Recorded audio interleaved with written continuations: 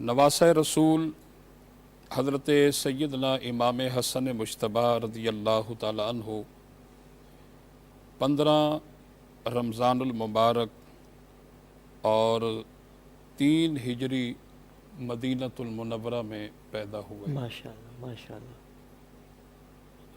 اور اللہ کریم نے آپ کو بہت بڑا مقام اور بہت بڑا مرتبہ عطا فرمایا تھا بے شک بے شک۔ کہ اللہ کے پیارے نبی صلی اللہ علیہ وسلم اپنے پیارے نواسے اور اپنے پیارے بیٹے، کیونکہ اللہ کے نبی نے بیٹا کہا، بے شک ایسا ہی ہے۔ یہ صحیح بخاری شریف کے اندر یہ کیا حدیث بات ہے، پاک علامہ ہے صاحب سلامت رہیے، بے شک ایسا ہی کہ ہے۔ نبی کریم علیہ السلام نے حضرت امام حسن مجتبیٰ کو منبر پر بٹھایا اور فرمایا کہ ابنی ھذا سید، بے شک یہ میرا بیٹا ہے۔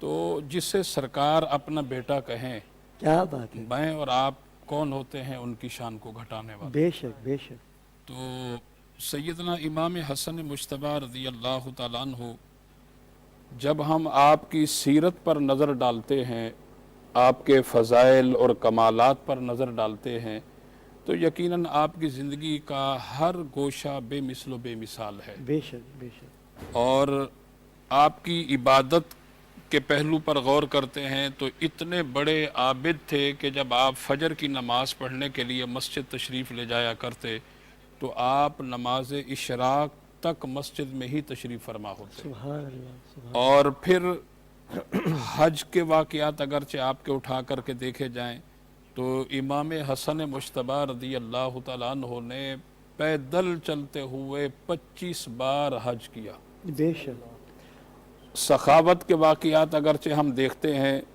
تو روایات کے اندر ہے کہ 3 بار اپنے گھر کا پورا سامان اٹھا کر اللہ کی راہ میں قربان اللہ کر دیا، اکبر، اللہ اکبر۔ اور اس سے کئی مرتبہ اپنے گھر کا آدھا مال اٹھا کر اللہ کے نام پر قربان کر دیا۔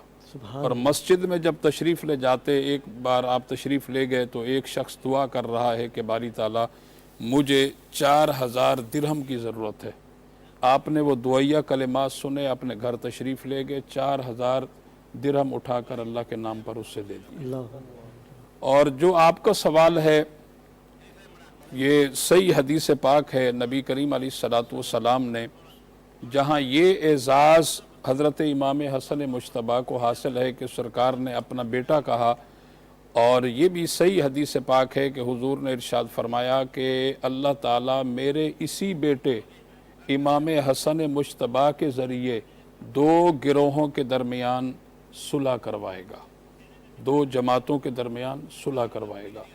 اور یہ کوئی من گھڑت بات نہیں ہے، یا یہ کوئی قصے اور کہانیاں نہیں ہیں، یہ حقیقت بات ہے کہ سیدنا امام حسن مجتبیٰ رضی اللہ تعالیٰ عنہ کی عظمت اور شان پر قربان ہو جائیں، آپ نے خلافت چھوڑ دی۔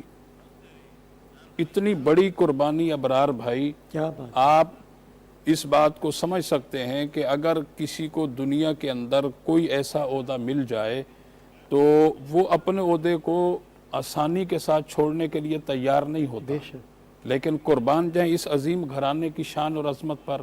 لوگ باتیں کرتے ہیں سید الشہداء سیدنا امام حسین رضی اللہ تعالیٰ عنہ کے حوالے سے بھی کہ نعوذ باللہ من ذالک، انہوں نے جو میدان کربلا کا سفر کیا تھا وہ اقتدار کا سفر تھا۔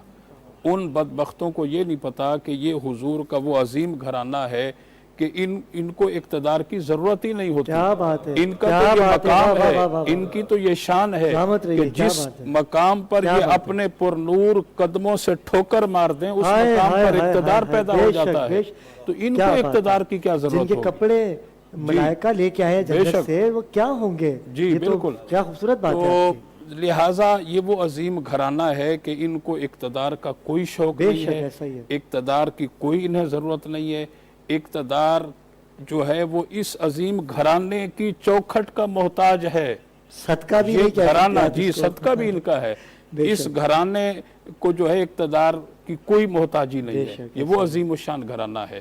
تو یہ بات حقیقت ہے ابرار بھائی کہ آپ نے اپنی خلافت قربان کی، آپ نے اپنی کرسی قربان کی، آپ نے اپنا منصب قربان کیا، سب کچھ قربان کیا، صرف اور صرف اس لیے کہ امت مصطفیٰ کے یہ جو 2 گروہ ہیں یہ آپس میں شیر و شکر ہو جائے.